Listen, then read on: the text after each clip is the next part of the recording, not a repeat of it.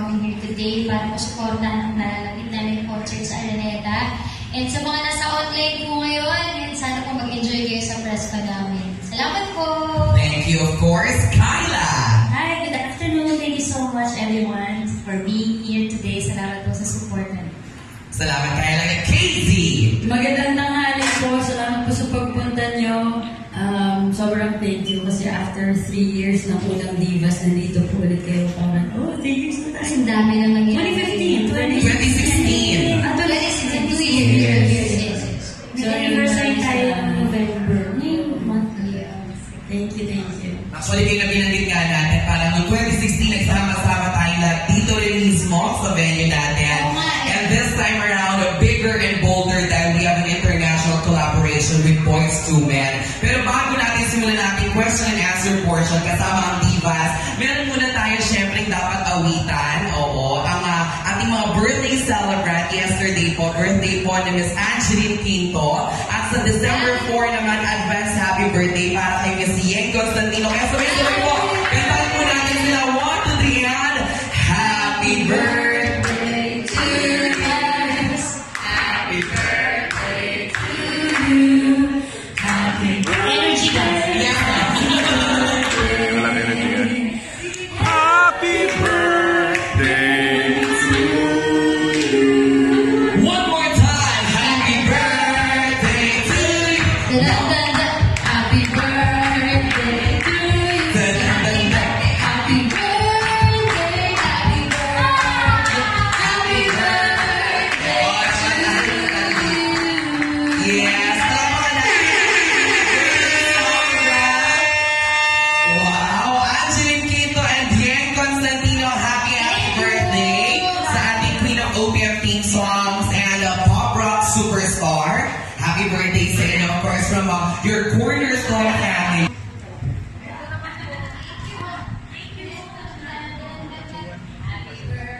Palakpakan naman natin.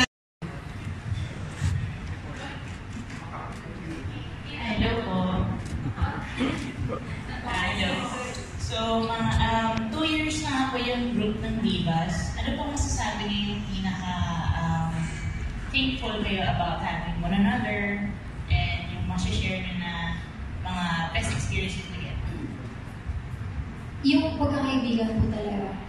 Yung meron kang kapatid sa industriya na hindi lang yung katrabaho, kahit off-cam, alam mo na maaasahan mo. Yun talaga yung sobrang saya. Kasi siguro po nakikita naman ng lahat ng first Divas concert. Yung isa sa nakita talaga ng mga tao is yung rapport natin, yung pagtutulungan. Wala sa amin yung competition na parang hihilahin yung isa mo pa para magpaangasahan. Ganun daw po si Angge, pero hindi halata. Biro lang. Pero yun, pagkakaibigan. Yes, totoo po yun. At siguro, madalas na nakikita po ng mga tao kaming apat, si Casey, si Ate Kyla, si Yeng, bilang magkakatrabaho. Every time nakikita kami sa stage, pero ang hindi nila alam kung gaano kami talaga nagtutulungan. Alam niyo po, sa totoo lang, itong tatlong to, hindi na malayo sa puso ko talaga kasi since wala akong kapatid na babae, although meron naman pala sa side ni Mama Susan, tinuring ko lang sila yun eh. So every time na meron akong hindi naiintindihan sa buhay ko, hindi ako nahihiyang mag-open up sa kanilang tatlo kahit masyado ng personal. So ganun din naman sila sa akin. Saka ang pinaka gusto ko na pinagsamahan namin apat, yung nabigyan kami ng chance makapag-tour sa ibang bansa. Yung Divas din po, na sabi nga namin sana mabigyan po ulit ng pagkakataon na maituloy kahit next year o sa susunod pang mga taon. Kasi doon po nagkakaalaman ng totoo sa isa't isa, kung sino po ang makalat sa kwarto. Ako po yun. Ako pala. Kaya kami pinagsama sa kwarto kasi kami pang magulo. Sila yung organized.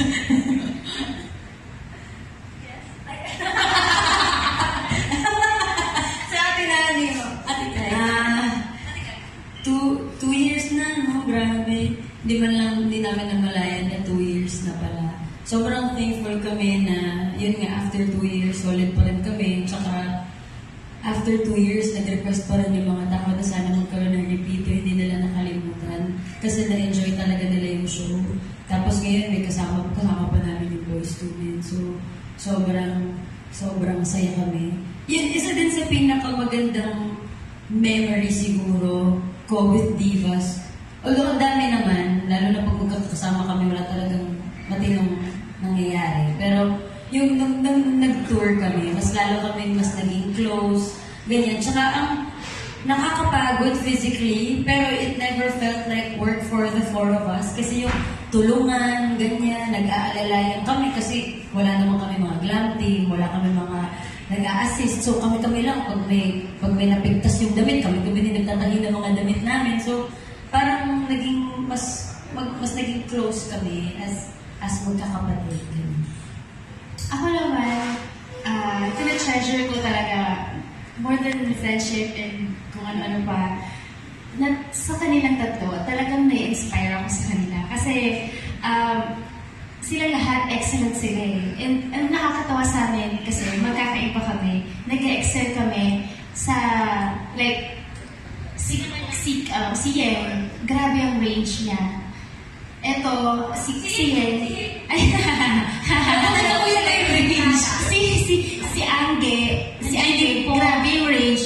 Si Yen din, grabe din yung range. Pero yung angas, at saka yung pagdating sa rock, siya yung nangingibabaw doon. Na-inspire ako na parang, uy, parang ang saya naman ito. Tapos parang gusto ko rin maging, gusto ko rin mag-excel. Si KZ, maingay, si KZ, ang halimaw sa stage, parang pag nagpe-perform siya, ginigiba niya yung buong venue. Yung parang okay, tama na. Ito, inaayos niya after.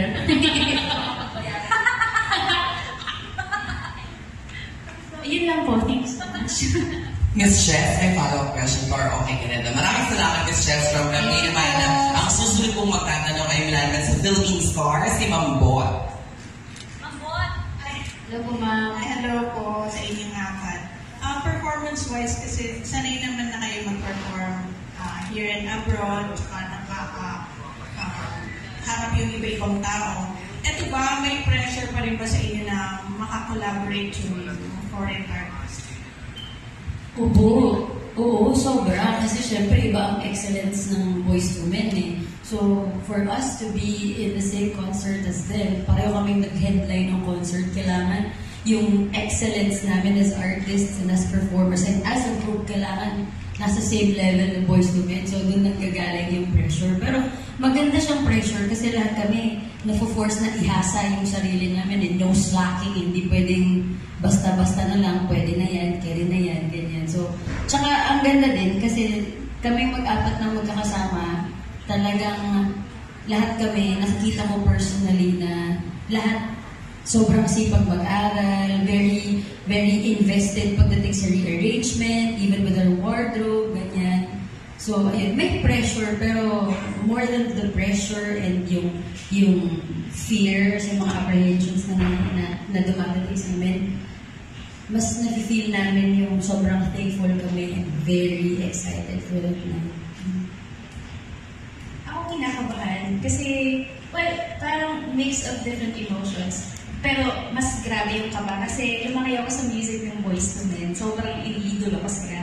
In fact, nung first time sila nag-perform dito, long time, more than 10 years ago, nanood ako doon sa may yung opening fields at the fort. And nung kumakanta sila, apat pa sila noon, nung kumakanta sila, hindi ko talaga mapigilan, umiiyak talaga ako. And para mabigyan ng pagkakataon na makapag-perform on the same stage with them, parang ibang pressure. At the same time, sobra rin akong excited and sobra rin akong looking forward sa mga opportunities na pwedeng dumating for us. Yung good things, yun, gano'n. Kasi syempre, maraming possibilities na pwedeng mangyari after the concert. Yun. Pwede magbigay or mag-share kayo ng details kung ano talagang lahat po kami very hands-on sa lahat ng production number na gagawin namin. Actually, si Casey talaga, akala ko nga concert na to eh. Joke lang. Pero, syempre, katulad nga po ng tanong ni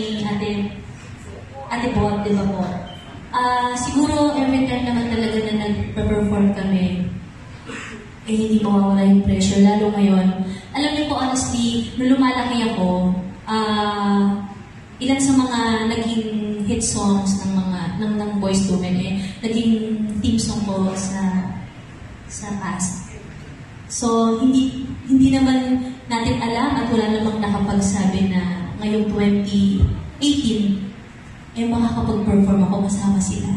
Kami, kasama namin sila. So, talagang hindi nyo alam kung gano'n kami ka-excited. Siguro, more than pa-pressure kaming apat. As long as alam namin at nandun kami sa element namin sa concert na yun, magiging maayos yung show. At alam namin na marami kami mapapasaya kasama ng Boyz II Men sa December 15. Na-embody na yung ganong characteristic. Para po sa akin, di ba, ang daming laki ng kanyang tangke ng pagmamahal.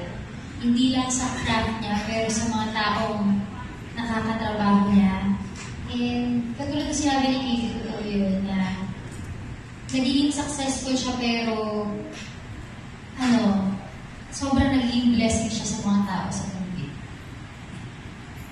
My last question, ano yung favorite na kanta niyo sa isa't isa? Kanyari, like, favorite na may Casey. Mga kanta po namin. Ako gusto kong kanta ni Ate Kyla yung Anak.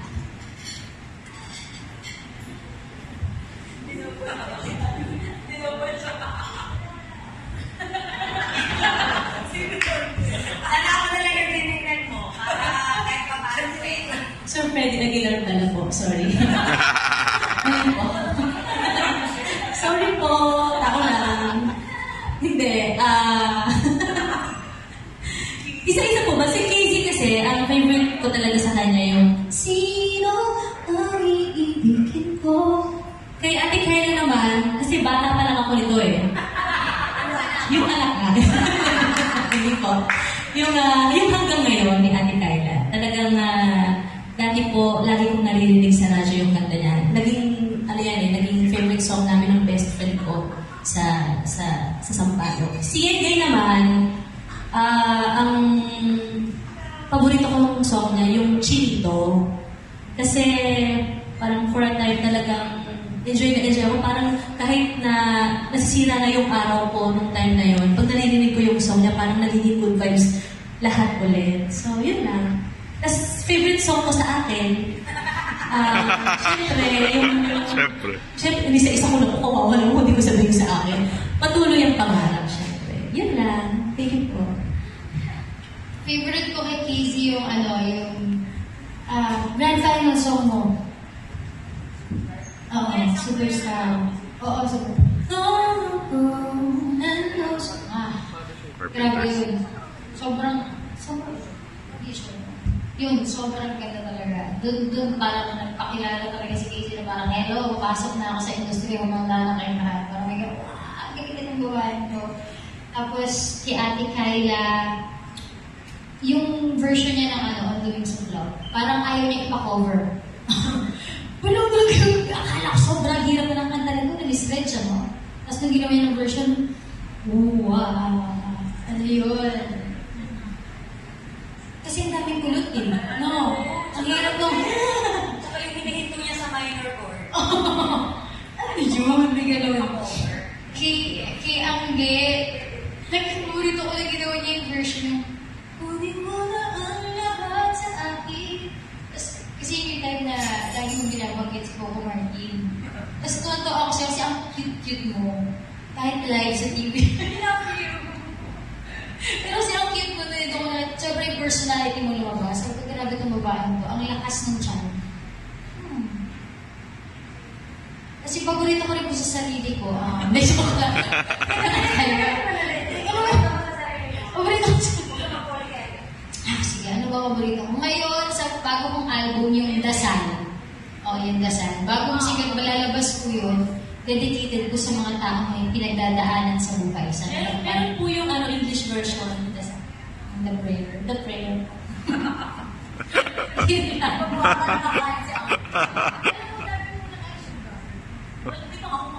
Oo.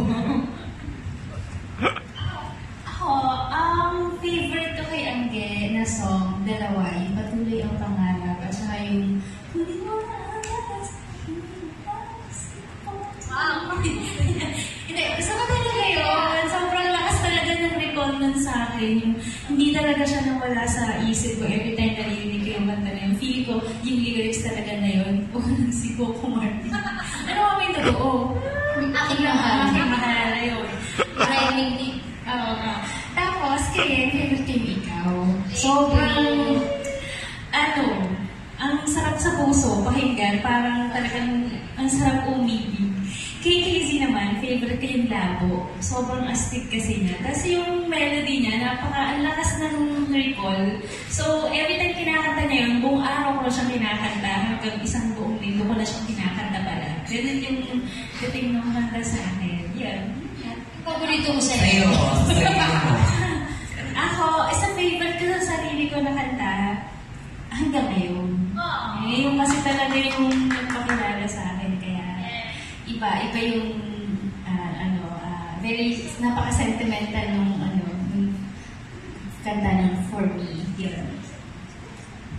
Paborito kong kanta ni Ate Angge, yung Patuloy ang Pangarap. Yun talaga. Kasi unforgettable yun, nasa probinsya pa lang kami, balitang-balita yung may singer na kumanta tapos sumabog yung mga speaker.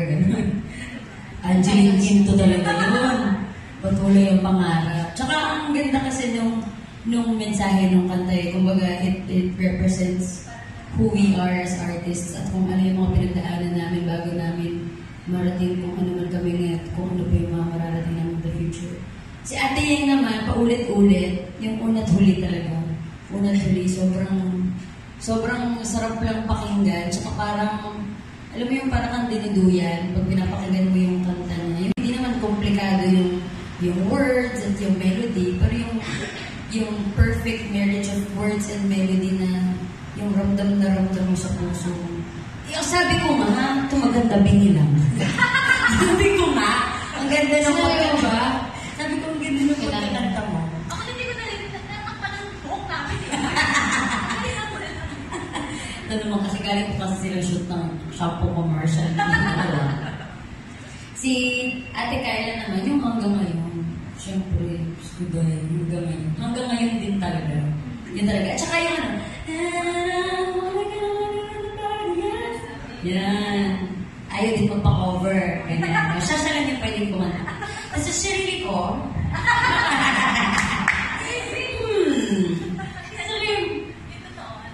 yung siguro, yung next single ko, Imposible.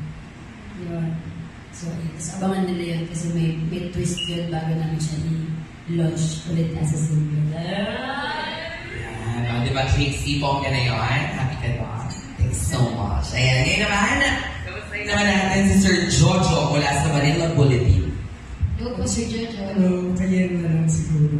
Aside kay Paolo Valenciano, si John Prats ang matunog ang pangalan sa pagdidirect na alam kong director niyo.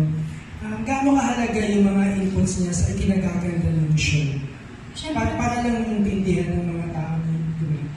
Iba po kasi pag yung director sobrang hands-on and may vision. Alam mo yung parang gusto niya na maging kambal yung music sa ilaw, sa setup, sa lahat. And yun yung meron si Derek na parang meron siyang napipaint na agad ng picture. Eh, itong prod number na ito yung maganda dito. May input niya. So, sobrang importante po nun para sa isang performance, para lumabas yung brilyo. Kasi di mo naranasan na po manood ng concert. Tapos, okay naman yung kumakanta, kaso nga lang parang mali yung background. Kasama po yun, anong kulay ng outfit nila dito para dun sa background? O anong ilaw yung gagamitin natin dito para mas maging epektibo yung isang prod number? So, sobrang importante po talaga yun. And ang ganda lang po talaga ng mga inputs talaga ni Kuya John kasi siguro dahil din, yung uhaw niya rin po sa pag-direct. And ang dami niyang alam. Actually, ang dami mong alam direct. Ayun, yun po yung importansya na yun. Alam ko na siguro lahat kayo kaibigan. Sa kanya, bagay na bagay sa'yo yung kantang yun. Parang, na-imagine ko minsan, what if ako yung kumakanta ng song ngayon, kung ano naman yung pwede kong may apply na magiging sa akin naman yung kanta. Kasi favorite song ko yun. Tapos narinig kong kinanta ni Yengay. Sabi ko, ang galing. Parang, paano kaya kapag ako naman yung nag-try ng mga genre katulad ng ginagawa ni Yengay? Siguro din, pwede akong humingi sa kanya ng ibang mga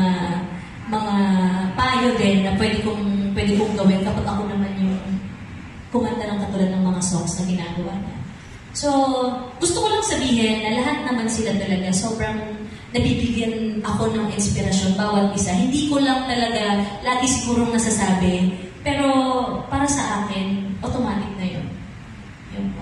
Kasi ng mga trabaho ko na mas nakakahiya na. Kasi 12 years na po ako sa industry, pero at times, I feel like hindi pa rin ako belong. May mga ganun pong sumpong na parang, hindi, may insecurity lang po talaga siguro. May susumpongin na gano'n. Ay, katawa naman dito. Lumalat lang din ako ikaw. Yun po, so yun talaga, personal. Kasi sa akin pong apat, si Angie po yung kasama ko lagi sa kwarto. So, madalas po kami nag-iiyakan dalawa nito pag tour. Or nung nakaraan lang sa Asap City, ganun. Share kami ng personal mga bagay na hindi namin nasa-share sa ibang tao na mahirap. Nakakatulong kung may kaibigan ka kasi kami nasa parang industriya po kami. So, hindi ka i-invalidate yung nararamdaman mo. Sabihin nga, ano mo naiintindihan kita? Kasi ganyan din ako minsan, pero may sagot. Pero alam mo, ganito. Ganito yung pwede mong gawin, ganito yung pwede mong huwag mo isipin yan, gano'n. So, ayun, yun yung sa akin again. Yun, happy birthday! Tribute mo talaga ito kay Angge. May pabiyar tayo. Ayun talaga. Yun Cute. Akala ko nakaligtas na ako. Hindi, lahat ko lang sinabi nila, ganun din ako. Na-inspire nila ako in very different ways. Sabi niyo, di ba, totoo yung sinasabi na kung gusto mo maging excellent, mas okay na tao, you surround yourself with the right people. You surround yourself with people who's inspiring. Sila yun, silang tatlo na every time na perform sila na iba-iba kasi nakakatawa po dahil magkakaiba nga po kami ng atake sa mga kanta, ng genre. You'll see in real life how a song comes to life every time they perform. Like si KZ, sinabi nga niya kanina na parang naman kami maliit, pero mali siya sa akin ng 1 inch. I love you. Pero kasi, May binagit na ako ngayon, wala na nga. Serious, hindi na ako umabot sa physical. When you're on stage, you're larger than life. Hindi pa kasi ako tapos huwag ko magulo dyan. Ayun, hindi na nag-matter yung size, hindi na nag-matter yung height. Kasi yung performance niya pang higante, yung totoo yun. Kahit sino yata na nakikita ko sa audience na pag siya yung nag-perform, nakikita ko sa mukha nila na in awe sila and talagang na-inspire sila and humahanga sila. And pareho yun ang effect sa akin kapag ako yung audience niya din. Si Yang naman, ganun din. Ang pinagkaiba lang nila ni KZ is magkaiba lang talaga sila ng genre. Si Yang, purong-puro siya ng angas on stage na yun talaga yung kulang na kulang ko. Minsan talaga pag pinapanood ko siya, nai-inspire ako kasi sabi ko, uy, pag medyo gumanon pala, pag ako yung gumawa, bakit bang tanga? Pero bakit, pag siya yung gumagawa, ay, okay pala siya. So, okay pala na medyo i-extend mo yung kamay mo, tapos medyo kumukha ka, okay pala siyang tignan sa stage. So, nai-inspire ako na parang, ita-try ko nga minsan sa bahay. Ginagaya ko, uy, baka pwede, kaya lang, hindi ko naman pwedeng gawin yun sa on the whistle. Hindi, pero yung movements na kung gano'n siya ka-free on stage and hindi siya takot i-express yung sarili niya, na-inspire ako doon. Si Angge, grabe yung finesse ng voice niya. Every time nag-hit siya ng high note, iba rin siya talaga. Hindi kakabahan sa kanya. Kahit anong kantahin niya na parang alam mong mahihit niya na tama yung mga kanta, masusustain niya yung notes niya with power. Alam mong madali lang sa kanya. Na parang minsan niya, pag pinapakinggan ko siyang kumanta, try ko nga kantahin yung Impossible Dream. Kasi tinry ko talaga. Kasi yung kinanta niya yung last time sa Divas, parang ang dali-dali lang kasi. Oo, tapos nandun pa siya sa ere, sa duyan, parang ang dali lang, pero nung ginawa ko siya, parang nag-give up din talaga ako. Sabi hindi pala siya madali. So, yun talaga yung talagang hangang-hanga ako sa kanya dun sa power ng voice niya kapag kumakanta siya. And napaka-finesse. No? Hindi siya masakit sa tingnan. Thank you. How often will you be seen on ASAP? Kasi parang the last time I watched it, wala kayo. Last Sunday. Ako po yung wala na sa first episode, pero sila ko rin.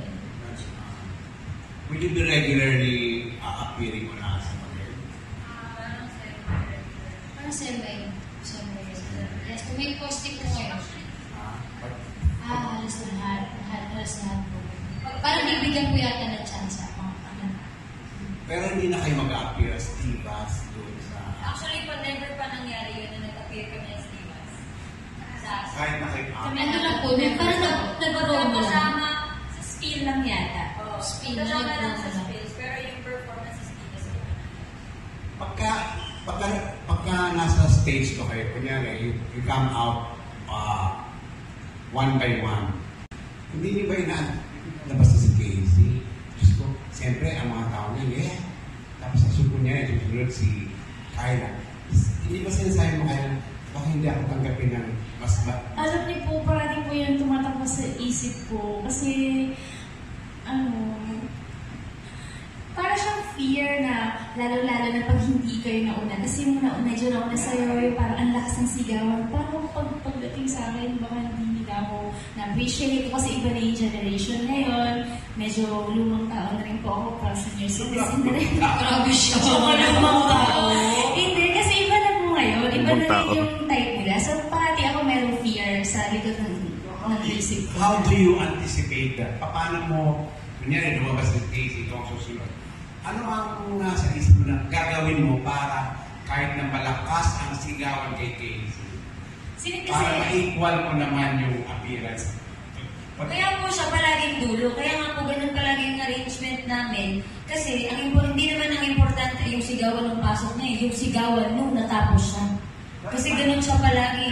Pero Casey, hindi mo maalis yun sa isang singer. Kaya I agree with Kyla. Talagang may feeling kasi siyempre, kunyari sinusundan niya, malakas yung welcome, fan, sigawan. Sasabihin sa sarili niya, ganito rin kaya ako pag lumabas na. Hindi.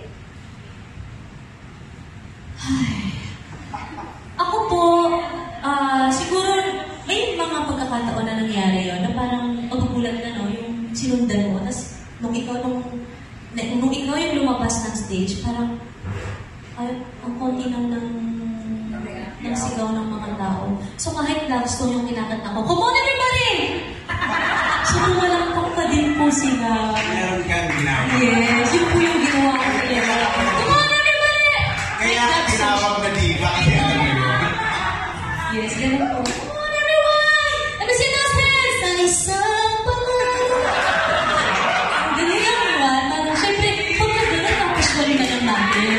Kasi ayaw mo naman din po makita ng mga tao na naapektuhan ka, di ba? Tuloy mo lang. Professional eh. Kailangan mo i-feed yung sarili mo with the right thoughts. Hindi ka naman nagpe-perform para sa'yo, para sa kanila. Yes. Tsaka totoo naman yung sinasabi. Kailangan mo i-mindset yung utak mo na confident ka. Maski na confidence is being okay if not everybody is okay with you. Or kung hindi ka lang ma-appreciate, you're still okay kasi alam mo yung kakayanan mo. Ganun. Saka hindi dapat yung audience ang nagdidikta ng Dapat quality. Ikaw yung nag-in performance na dapat ikaw. Kaya okay po pa rin. Pero kailangan mo siyang i-brush off talaga. Thank you girls for the very informative insight on how you go on stage. Thank you. Thank you po. Salamat po. Then, Lance pala. Kaya pala siya hindi nag-react. Hi po. Since na-prove nyo naman yung mga sarili nyo sa stage as a group and din nga may repeat with Voice to Men, meron ba kayong actual plans to release a song or an album as a group and like form a girl group na kayong apat? Kasi na-prove nyo na eh. Like, kahit iba yung genres nyo, nagbe-blend yung voices nyo stage, okay siya. Magandang project yun. Magandang project yun na divas together. Ganyan. Pero syempre kasi di ba meron din kami kanya-kanyang careers na inaalagaan. So parang baka kailangan namin mag-focus siguro talaga. I mean, top priority namin is yung individual careers namin. And then we could actually make an album or do a song as a project na parang as divas. Ganyan sila. No? Yeah. Pero sa ngayon, wala pa, pero napakagandang idea. Ngayon pa lang na ako naisip na ganun, ganun. That would be really good. Tapos i-engage mo yung susulat. Kaya tayo na. Tapos meron sa bridge part. Come on, everybody! Di ba inawala? Di ba inawala? Dapat na magpa-bridge ka na alagay bridge, tapos ad-libs. Come on, everybody! Dapat magawa ka na ng remix ng Pagpatuloy yung Pangarap. Crush, I just wanna know, kasi syempre yung divas, isang buong show yun nung nag-concert kayo. This time ba, paano yung matian yung Boyz II Men? Like, isang oras pa with divas, and then yung isang oras Boyz II Men. Parang hati kami ng show, pero meron kami mga pros together, so meron crossover pa rin kahit pa. Pero syempre may set din sila ng Boyz II Men. Kasi Boyz II Men malamang girls na kalabi. Thank you, thank you. Thank you so much. At the last question for the day, magtatanong si David mula sa Adover Studio. Ayan. Hello, congrats sa concert nyo. Salamat po. My question is, what keeps you staying in the industry, and meron ba kayong ways na you reinvented yung kunyari yung genre nyo or yung mga types of songs that you sang during your career? Meron bang times na nagbabago kayo ng mga style or something like that?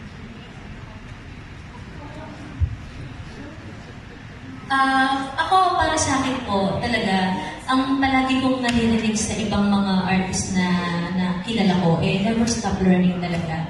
At isang bagay na napatunayan ko po, napaka-importante ng mga taong nag-aalaga sa'yo. Dapat meron, kung ano yung gusto mong gawin sa sarili mo or kailangan mong mag-reinvent sa sarili mo, dapat meron kang taong trusted na mga tao na sasabihin din sa'yo yung totoo kung bagay ba yan, kung dapat bang gawin yan, kung time na bang gawin mo yan.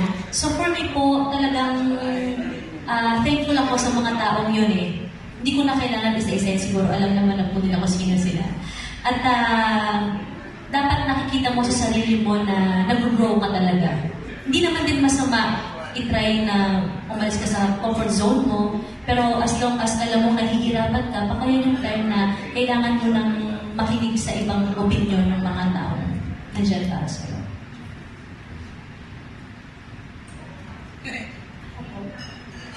Siguro po secret sa pag-stay sa industriya. Una po siguro yung pagiging grateful sa blessing na binigay ng Panginoon, para hindi mo ma-take for granted yung platform na binigay sa'yo kung nasaan ka nandun. And personally, talagang kailangan ko po talagang i-remind yung sarili ko dun. Kasi minsan, di ba, pag matagal ka na, parang love life, no? Parang yung spark nawawala. So, kailangan mo talagang alalahanin kung paano ka nag-umpisa. So, pag nare-refresh ka doon, ngayon ma-appreciate mo pa rin kung yung tinagal ng career mo. Also, siguro po, authenticity. Yung isa talaga sa pinakamahalaga na huwag kang gagawa ng move na hindi totoo sa'yo. Kasi nararamdaman din ng mga sumusuporta sa'yo kung komportable ka sa ginagawa mo. At ikaw din, kung komportable ka sa ginagawa mo, yung expression niya po sa kanta, sa paggawa ng album, mas smooth, ganun. So, yung authenticity, tsaka pagiging grateful palagi. Ako naman po, yung adaptability to change, yung ability mo to adapt sa agos ng panahon, sa pagbabago, sa trends, at lahat. Importante po na katulad ng sinabi nila Yang and ni Ande na marunong kang sumabay sa agos ng panahon. Tama din po na dapat talaga na napapalibutan ka ng mga tamang tao. Also, to remind you kung ano ba yung mga bagong trend ngayon, and also sa physical or sa itsura mo, sa music mo, para ma-update ka din. And yung question po parati ng mga artists na katulad po namin is, ano ba talaga yung,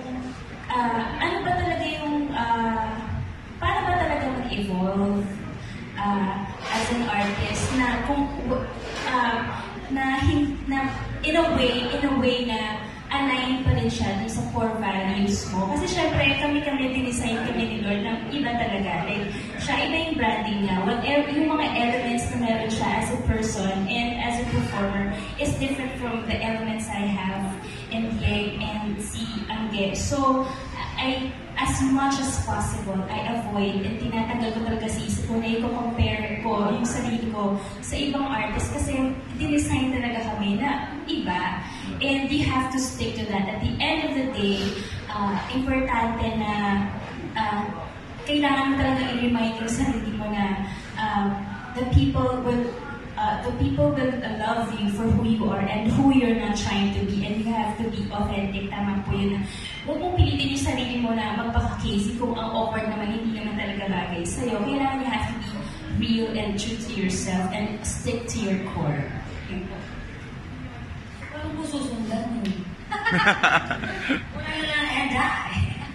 Thank you. Paano ba? Kasi po, sa aming apat, ako ata yung pinaka-bago. Parang, this is my 6th year sa industry. Sobrang thankful. Grabe po, no? 6 years na pala yun.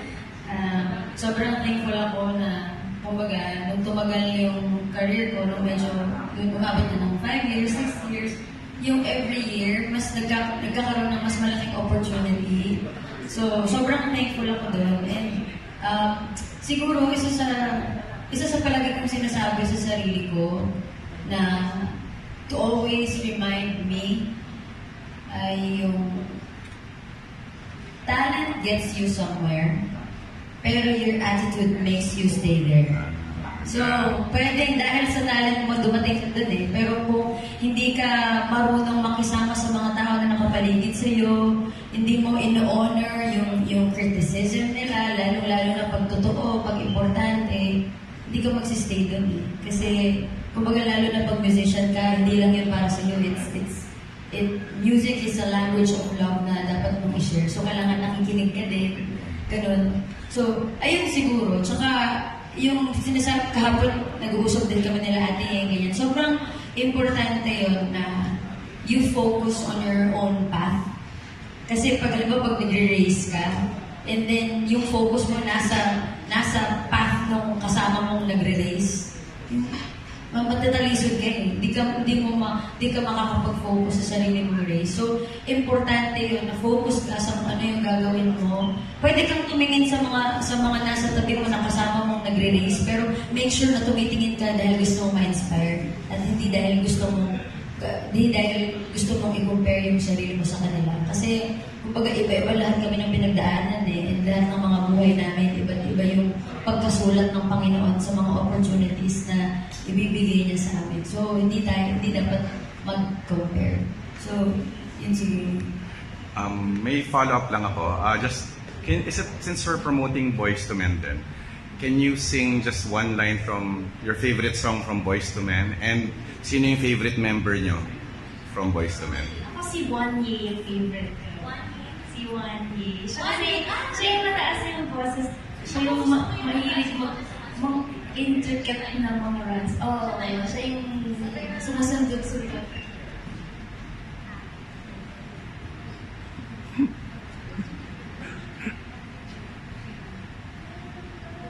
Pwede sabay na lang? Okay lang. Ikaw lang Wesley. Wanye. Okay.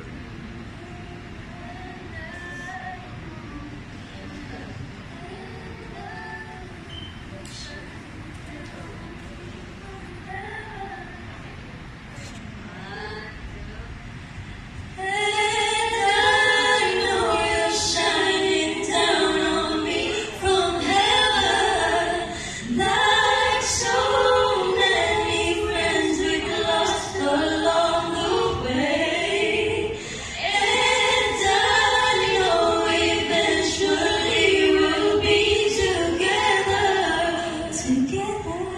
once we dance,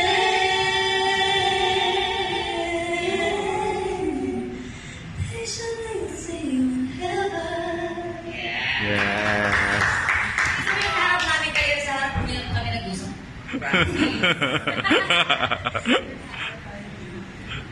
Thank you. Start with, of course, kayo nag-start tayo. May sabi na siya. Yun po, ako mag-start ng program. Tama. We'll start with Yen Constantino. Ayun po, maraming salamat po muli sa pagpunta niyo po dito at iniimbitahan po namin kayo sa aming nalalapit na concert, ang Divas Back to Back with Boys to Men sa Araneta Coliseum. This is directed by Direct Jam Hands. December 15 na po ito at syempre si KZ Landingan, Ate Carla, Yen Constantino at yours truly po. Sana magkita-kita tayo dyan sa lahat po ng mga present dito ngayon. Thank you very much po. At sa mga nanonood online, thank you po sa inyo. Sana supportahan niyo po ang Boys to Men with Divas Live. Yeah, and saka would like to thank Cornerstone Concerts and Blue Rose Live for making this collaboration. Yes! Woo! Thank you so much for entrusting this opportunity to us. Sikapan po talaga namin na sobrang magiging maganda yung show. Yes, for tickets, ito talaga yung pinaka-importante. Please call 911-1111 or just, ay mali. Pizza Hut. Pizza Hut. Importante yan ah. Ako pala dito, no? Ayan. Yes, please call 911-5555 or log on to ticketnet.com.ph. Yes! See you guys! See you po! Thank you po. Maraming salamat sa inyo. Grabe na. Cornerstone Concert. Tickets go on sale via ticketnet.com.ph or call 911-5555 for more details. Maraming salamat, Angeline. Happy birthday. Thanks so much, Yen, guys. Mag-live tayo. Hi po sa lahat ng mga nanonood online. Ako po si Yen Constantino and I'm inviting you para pumunta sa concert namin sa December 15, ang Divas Back to Back with Boys to Men. Yan na po, malapit na po yun for tickets. Just call 911-5555 at pumunta lamang po sa ticketnet.com.ph. Kita-kita po tayo. December 15. December 15. Medyo kasi yung bandang gusto ko kasama. So, ayun, nung nakita nila na, ganito pala, kaya pala gusto ni Casey, ganito kasi ganito pa yung kalalabasan. Nakita, yung kumbaga, na-appreciate nila. So, nung mga succeeding concerts, mga shows, hinayaan na nila ako na, actually, hayaan niyo pala si Casey. Kasi iba pala pag sila ang nag-decide na kung ano yung mga gagawin. So, yun doon nag-start.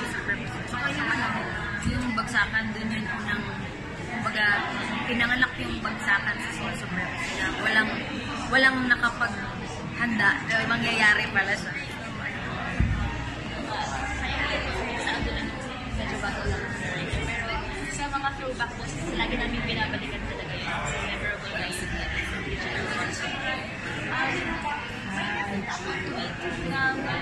nag-suggest na fan na mag-happen kayo ng Bullet. You think na nagpasa natin mangyari? Actually, the other day, na-text na ako ni Kuya Bullet na kasi for the Bullet.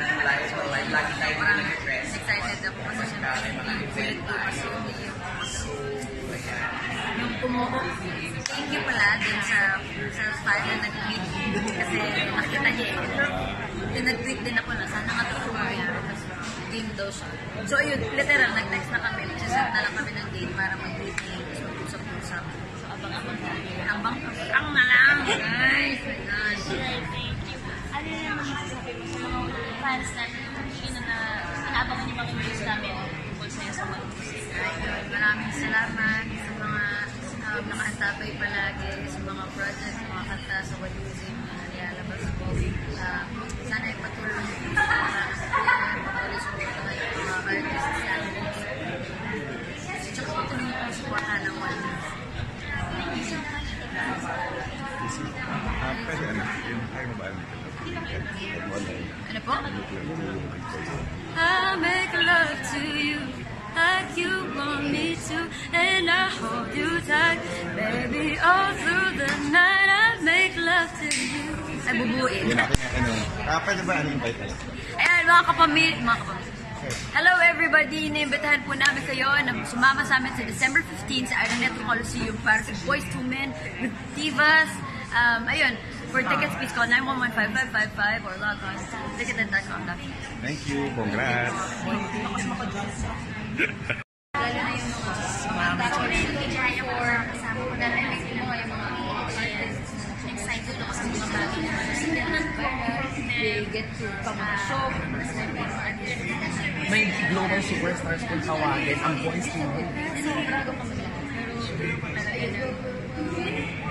Sobrang influence kasi parang influence sa akin.